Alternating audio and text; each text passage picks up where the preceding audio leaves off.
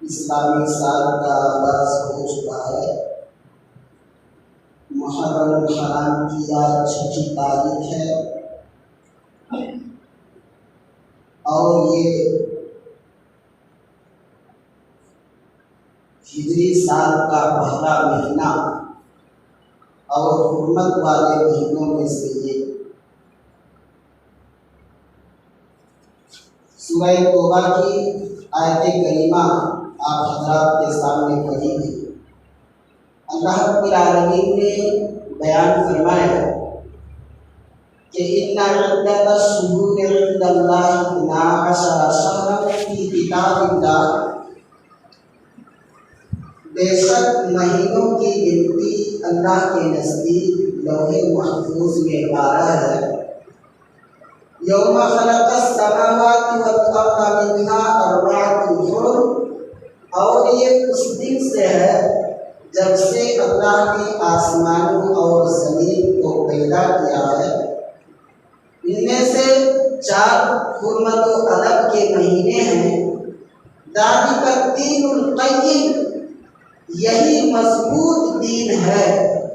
فلا تظلموا فیہن انفسکم، لہذا تم ان مہینوں میں اپنی جانوں پر ظلم نہ کرو۔ حافظ ابن کثیر رحمہ اللہ نے حضرت ابن عباس رضی اللہ عنہما کا قول نقل کیا ہے۔ وہ عنہما سے، حضرت ابن عباس رضی اللہ عنہما سے روایت نقل کیے ہیں کہ اللہ تبارک و تعالیٰ نے ظلم کو اور دنوں کی بنسبت ان مہینوں میں، یعنی حرمت والے مہینوں میں اگر کوئی ظلم کرتا ہے، اپنے آپ پر ظلم کرتا ہے، گناہ کرتا ہے، تو اور دنوں کی بنسبت ان دنوں میں وہ گناہ زیادہ بڑھ جاتا ہے، وہ گناہ زیادہ بڑھ جاتا ہے۔ اور اگر کوئی عمل صالح کرتا ہے، نیک عمل کرتا ہے، تو نیک عمل کا بھی اجر و ثواب بڑھ جاتا ہے ان دنوں میں، ان مہینوں میں۔ اسی طریقے سے فلا تظلموا فیہن انفسکم، امام قتادہ رحمہ اللہ اس بارے میں کہتے ہیں کہ جو حرمت والے مہینے ہیں، حرمت والے مہینے یہ ظلم کا اور گناہ کا بوجھ اور مہینوں کی نسبت ان مہینوں میں وہ کئی گنا بڑھ جاتا ہے۔ اسی طریقے سے وہ آگے بیان کرتے ہیں کہ جس طریقے سے اللہ تبارک و تعالیٰ جسے چاہے عظمت دے دیتا ہے، تو جس طریقے سے اللہ تبارک و تعالیٰ نے فرشتوں میں سے کچھ معتبر فرشتوں کو چن لیا، پیغمبر فرشتوں کو چن لیا، اسی طریقے سے پوری زمین میں سے مساجد کو چن لیا، اور ساتھ ہی ساتھ کلام میں سے، آسمانی کتابوں میں سے قرآن کریم کو چن لیا، اور مہینوں میں سے رمضان المبارک اور حرمت والے مہینوں کو چن لیا، اور یوم جمعہ، ہفتہ کے دنوں میں سے یوم جمعہ کو چن لیا، رات میں سے لیلۃ القدر کو چن لیا۔ اسی طریقے سے وہ بیان کرتے ہیں کہ اللہ تبارک و تعالیٰ جسے چاہے عظمت دے دیتا ہے، اور لہذا تم بھی کیا کرو، جسے اللہ تبارک و تعالیٰ عظمت دے اسے تم کیا کرو، عظیم سمجھو۔ یہ امام قتادہ رحمہ اللہ کا قول۔ میرے بھائیوں، اللہ تبارک و تعالیٰ نے ہم سب کو اللہ کی نافرمانیوں سے بچنے کا حکم دیا ہے، تو ہم سب کو اللہ کی نافرمانی اور گناہوں سے اجتناب کرنا چاہیے، بچنا چاہیے۔ جس طریقے سے اگر کوئی گناہ کرتا ہے، گناہ پر گناہ کیے جاتا ہے، نافرمانیاں ہی نافرمانیاں کرتا ہے، تو جو گناہ کرتا ہے تو بندے کے دل پر وہ گناہ ایک کالا دھبا پڑ جاتا ہے، ایک سیاہ نقطہ پڑ جاتا ہے، وہ گویا کہ زنگ آلود ہو جاتا ہے۔ نبی علیہ الصلوۃ والسلام نے ایک حدیث کے اندر بیان فرمایا کہ ان المؤمن اذا اذنب كانت نقطة سوداء في قلبه فإن تاب ونزع واستغفر سقل قلبه وإن زاد زادت حتى يعلو قلبه فذلك الرجل الذي ذكر الله عز وجل في القرآن كلا بل ران على قلوبهم ما كانوا يكسبون۔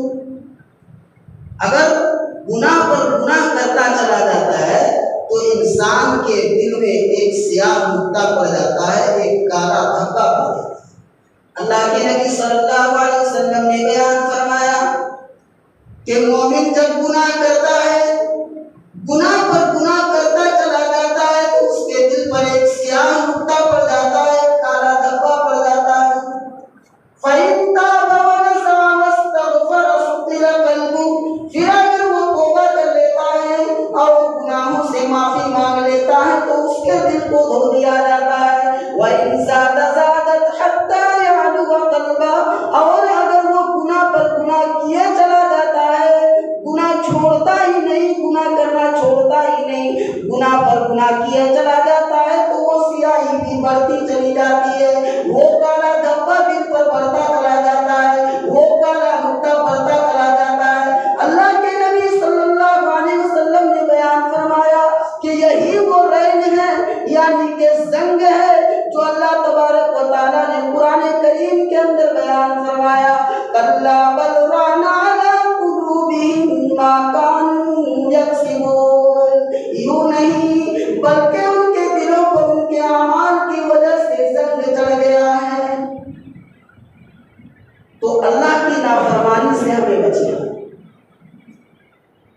اور آگے بڑھے۔ گناہوں کی وجہ سے انسان کی دنیاوی زندگی تنگ حالی میں گزرتی ہے، انسان کو حقیقی چین و سکون نصیب نہیں ہوتا۔ اللہ تبارک و تعالیٰ نے سورہ طٰہٰ کے اندر بیان فرمایا، وَمَنْ أَعْرَضَ عَنْ ذِكْرِي فَإِنَّ لَهُ مَعِيشَةً ضَنكًا وَنَحْشُرُهُ يَوْمَ الْقِيَامَةِ أَعْمَىٰ قَالَ رَبِّ لِمَ حَشَرْتَنِي أَعْمَىٰ وَقَدْ كُنتُ بَصِيرًا قَالَ كَذَٰلِكَ أَتَتْكَ آيَاتُنَا فَنَسِيتَهَا وَكَذَٰلِكَ الْيَوْمَ تُنسَىٰ۔ اللہ رب العالمین نے فرمایا کہ جو میرے ذکر سے اعراض کرے گا، جس نے بھی میرے ذکر سے منہ موڑا، اس کو دنیا میں تنگ حال رہے گا، وہ دنیا میں اس کی زندگی تنگ حالی سے گزرے گی، اور ساتھ ہی ساتھ وَنَحْشُرُهُ يَوْمَ الْقِيَامَةِ أَعْمَىٰ، اور ہم قیامت کے دن اسے اندھا کر کے اٹھائیں گے، نابینا کر کے اٹھائیں گے۔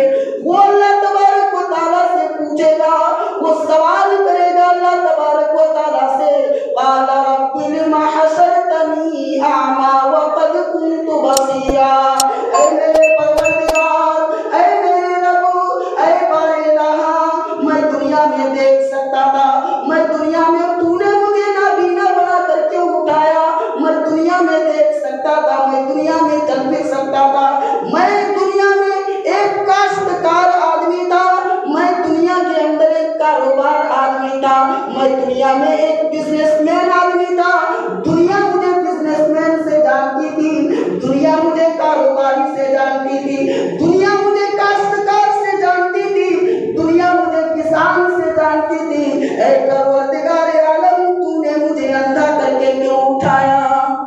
اللہ تعالیٰ اس وقت جواب دے گا،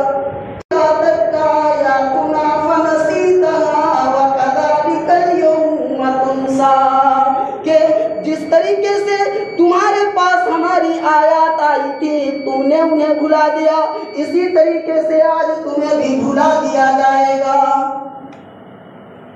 تو گناہوں کی وجہ سے انسان کی دنیاوی زندگی تنگ حالی سے اور انسان کو حقیقی چین و سکون بھی نصیب ہے۔ اور آگے بڑھیں، سورہ انعام کے اندر اللہ تبارک و تعالیٰ نے بیان فرمایا، أَلَمْ يَرَوْا كَمْ أَهْلَكْنَا مِنْ قَبْلِهِمْ مِنْ قَرْنٍ مَكَّنَّاهُمْ فِي الْأَرْضِ مَا لَمْ نُمَكِّنْ لَكُمْ وَأَرْسَلْنَا السَّمَاءَ عَلَيْهِمْ مِدْرَارًا وَجَعَلْنَا الْأَنْهَارَ تَجْرِي مِنْ تَحْتِهِمْ فَأَهْلَكْنَاهُمْ بِذُنُوبِهِمْ وَأَنشَأْنَا مِنْ بَعْدِهِمْ قَرْنًا آخَرِينَ۔ کہ کیا تم نے نہیں دیکھا کہ ہم نے ان سے پہلے کتنی جماعتوں کو ہلاک کر چکے ہیں، ہم کتنی جماعتوں کو ہلاک کر چکے ہیں، اور وہ جماعت ایسی تھی، وہ قوم ایسی تھی کہ ان کو وہ قوت عطا کی تھی، وہ طاقت ملی تھی کہ تم کو وہ قوت عطا نہیں کی، تم کو وہ طاقت نہیں دی گئی، تمہارے اندر وہ طاقت نہیں، تمہارے اندر وہ قوت نہیں۔ وَأَرْسَلْنَا السَّمَاءَ عَلَيْهِمْ مِدْرَارًا، اور ہم نے ان پر خوب بارشیں برسائی، وَجَعَلْنَا الْأَنْهَارَ تَجْرِي مِنْ تَحْتِهِمْ، اور ہم ان کے نیچے سے نہریں جاری کی، اور فَأَهْلَكْنَاهُمْ بِذُنُوبِهِمْ، ہم نے ان کے گناہوں کے سبب انہیں ہلاک کر ڈالا، وَأَنشَأْنَا مِنْ بَعْدِهِمْ قَرْنًا آخَرِينَ، اور ہم ان کی جگہ ایک دوسری جماعتوں کو پیدا کر دیا۔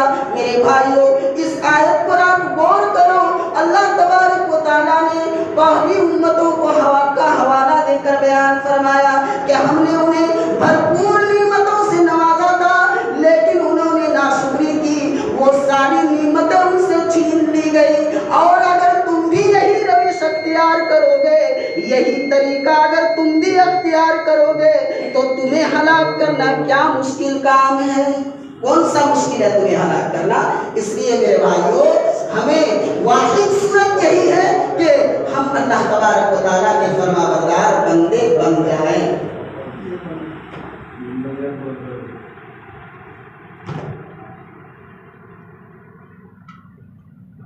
محرم الحرام کا مہینہ، جو بھی باتیں آئی چیز اور کیا ہے، مسلمان اسلامی سال کا آغاز ہوتے ہی، محرم الحرام شروع ہوتے ہی کچھ لوگ اپنی جانوں پر ظلم کرتے ہیں۔ کس صورت سے کہ کس طرح، ماتمی لباس پہن کر کے اور سینہ کھولے کر کے۔ یہ بھی کیا ہے، ظلم ہی کی ایک قسم ہے۔ جو حرام ہے، اللہ کے نبی صلی اللہ علیہ وسلم نے بیان فرمایا اس ایک حدیث کے اندر، صحیح مسلم کے اندر، کہ اربع فی امتی من امر الجاہلیت لا یترکونہ، کہ جاہلیت کے کاموں میں سے 4 کام میری امت میں ایسے ہوں گے جنہیں وہ چھوڑنے پر تیار نہیں، چھوڑ ہی نہیں سکتے۔ آج مسلمان نواسہ رسول کی شہادت پر غم کا اظہار کرتے ہوئے اپنے آپ کو ظلم میں ڈھکیلتے ہیں، اپنے آپ پر ظلم کرتے ہیں، سینہ کودی کرتے ہیں، ماتمی لباس پہن کر کے سینہ کودی کرتے ہیں، گریبان چاک کرتے ہیں۔ نبی علیہ السلام نے اس حدیث کے اندر فرمایا کہ جاہلیت کے کاموں میں سے 4 کام میری امت میں ایسے ہوں گے جنہیں وہ چھوڑنے پر تیار نہیں۔ وہ 4 کام کیا ہے؟ الفخر فی الاحساب، حسب کی بنیاد پر، قومیت کی بنیاد پر وہ فخر کرنے لگیں گے۔ فخر کرتے ہیں کہ نہیں کرتے آج حسب کی بنیاد؟ ہم فلاں خاندان سے ہیں، ہم خان ہیں، ہم پٹھان ہیں، ہم سید ہیں، ہم وہ ہیں۔ وَالتَّعْنُ فِي الْأَنْسَابِ، اور نسب کی بنیاد پر کسی کی تانا زنی کرتے ہیں۔ یہ بھی کام ہوگا میری امت میں کہ نسب کی بنیاد پر تانا زنی کرنے لگیں گے، حسب کی بنیاد پر، قومیت کی بنیاد پر وہ ایک دوسرے پر فخر کرنے لگیں گے۔ والاستسقاء بالنجوم، اور ستاروں کے ذریعے قسمت کے احوال معلوم کریں گے، ستاروں کے ذریعے بارش طلب کریں گے۔ والنیاحہ، اور نیاحہ کریں گے، نوحہ کریں گے۔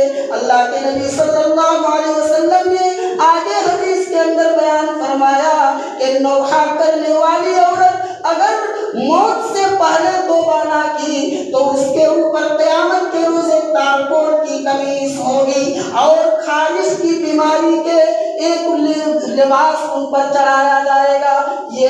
یہ نوحہ کرنے والی کے لیے یہ سزا، جو عورت نوحہ کرنے والی ہوگی اس کے لیے۔ یہ آج جو اس حدیث کے اندر اللہ کے نبی صلی اللہ علیہ وسلم نے بیان فرمایا، آج ہم دیکھتے ہیں کہ یہ کام ہو رہے کہ نہیں۔ نوحہ بھی ہوتا ہے، تانا بھی ایک دوسرے کو ہم دیتے ہیں، حسب کی بنیاد پر ہم فخر بھی کرتے ہیں، اور ستاروں کے ذریعے کاہن اور نجومی کے پاس لوگ جاتے ہیں اپنی قسمت کا حال معلوم کرنے کے لیے، فیوچر معلوم کرنے کے لیے کہ مستقبل میں کیا ہونے والا ہے، فیوچر میں کیا ہونے والا ہے۔ یہ سارے کام آج ہو رہے ہیں۔ اللہ کے نبی صلی اللہ علیہ وسلم نے ان چیزوں سے منع فرمایا کہ جو ایسا کام کرے گا وہ ہم میں سے ہو۔ حضرت ابو موسیٰ اشعری رضی اللہ تعالیٰ عنہ ایک مرتبہ شدید تکلیف میں مبتلا، بیماری ان کو لگی ہوئی تھی اور بیماری کی وجہ سے وہ بے ہوش ہو گئے تھے، ان پر ڈسی تاری تھی، بے ہوش ہو گئے تھے، اور انہوں نے اپنا سر ایک اہلیہ کی گود میں رکھے ہوئے تھے۔ ان کی اہلیہ زور زور سے رونے لگی۔ حضرت ابو موسیٰ اشعری رضی اللہ عنہ کوئی جواب نہ دے سکے۔ جب انہیں افاقہ ہوا، جب ہوش آیا تو انہوں نے کہا کہ ہر اس شخص سے میں بری ہوں، برات کا اعلان کیا انہوں نے کہ جس سے نبی علیہ السلام نے برات کا اعلان فرمایا۔ آگے وہ کیا کہتے ہیں کہ زور زور سے رونے والی، مصیبت کے وقت سر منڈوانے والی، ان چیزوں سے اللہ کے نبی صلی اللہ علیہ وسلم نے برات کا اعلان کیا۔ پتہ کیا چلا کہ جو لوگ بھی نواسۂ رسول کی شہادت پر غم کا اظہار کرتے ہوئے یہ کام کرتے ہیں، یہ سارے کام انجام دیتے ہیں، سینہ پھوٹی کرنا، ماتمی لباس پہن کر گھومنا، وہ غم کا اظہار نہیں کرتے۔ اور نبی علیہ الصلوۃ والسلام نے بیان فرمایا کہ ان چیزوں کا اسلام سے قطعاً کوئی تعلق نہیں۔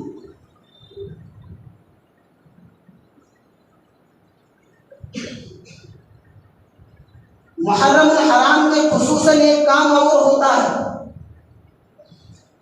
نبی علیہ الصلوۃ والسلام کے صحابہ کرام کو برا بھلا کہا جاتا ہے، صحابہ کرام کو گالیاں بھی دی جاتی۔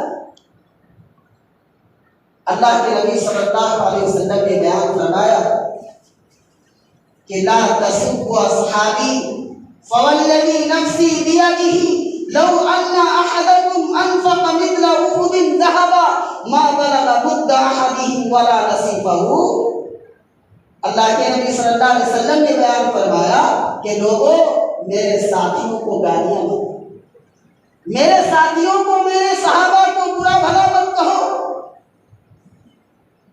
اس ذات کی قسم جس کے ہاتھ میں میری جان ہے، اگر تم میں سے کوئی شخص احد پہاڑ کے برابر بھی سونا خرچ کرے تو وہ نہ تو ان کے ایک مد کے برابر آ سکتا ہے اور نہ ان کے آدھا مد کے۔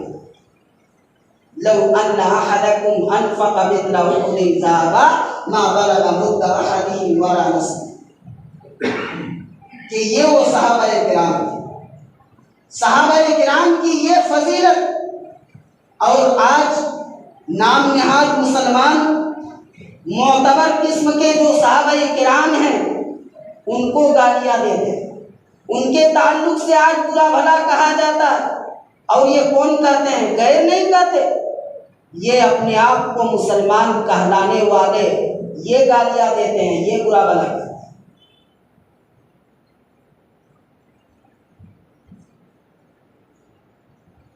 اب محرم الحرام میں ہمیں کرنا کیا ہے؟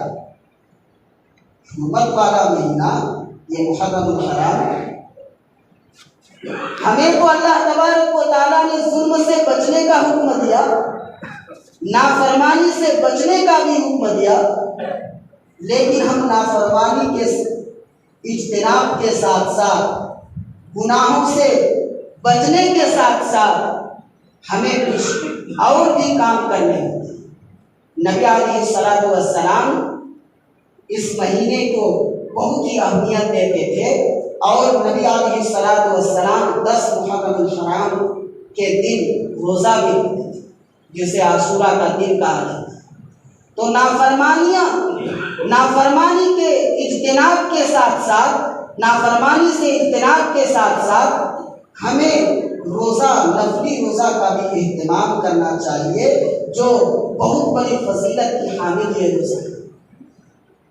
اللہ کے نبی صلی اللہ علیہ وسلم نے بیان فرمایا کہ افضل الصیام بعد رمضان شہر اللہ المحرم، کہ رمضان کے بعد سب سے افضل روزے محرم کے روزے ہیں، جو کہ اللہ کا مہینہ،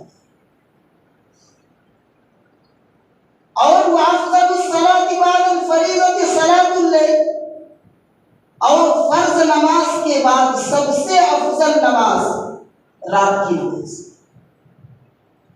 اللہ کے نبی جناب محمد رسول اللہ صلی اللہ علیہ وسلم جب تک مکہ کے اندر رہے عاشورہ کا روزہ رکھتے تھے۔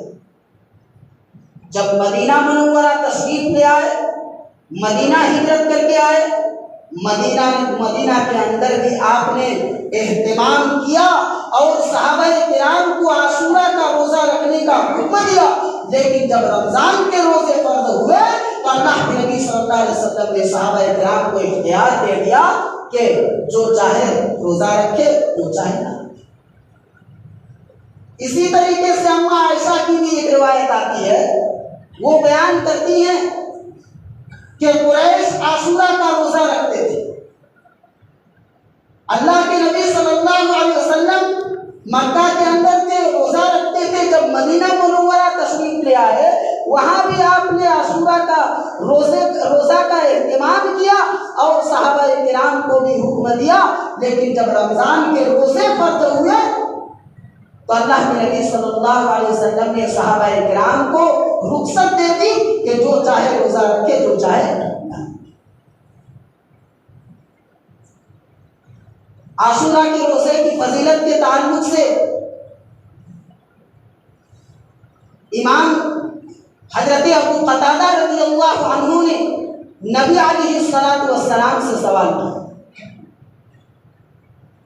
عاشورہ کے روزے کے تعلق سے 10 محرم الحرام کے دن کا روزہ، اس تعلق سے سوال کیا تو بیان فرمایا کہ یکفر السنۃ الماضیہ، کہ پچھلے 1 سال کے گناہ کو مٹا دیتا ہے۔ اتنی فضیلت ایک دن کا روزہ، ایک دن کا روزہ یکفر السنۃ الماضیہ، صرف عاشورہ 10 محرم الحرام کے دن کا روزہ 1 سال کے گناہوں کو مٹا دیتا ہے، پچھلے 1 سال۔ حضرت ابن عباس رضی اللہ تعالیٰ عنہما بیان کرتے ہیں کہ جب ہم مدینہ آئے، اللہ کے نبی صلی اللہ علیہ وسلم نے مدینہ کے اندر یہود کو بھی عاشورہ کا روزہ رکھتے ہوئے پایا، یہود بھی روزہ رکھے ہوئے تھے۔ اللہ کے نبی صلی اللہ علیہ وسلم نے بیان فرمایا کہ تم اس دن کا روزہ کیوں رکھتے؟ انہوں نے کہا کہ اسی دن اللہ تبارک و تعالیٰ نے حضرت موسیٰ علیہ السلام اور ان کی قوم کو نجات دی اور فرعون اور اس کی قوم کو غرق کیا۔ اسی دن اللہ کے نبی حضرت موسیٰ علیہ السلام شکرانے کے طور پر اس دن کا روزہ رکھے تھے، ہم بھی روزہ رکھتے ہیں۔ اللہ نے بیان فرمایا کہ تب تو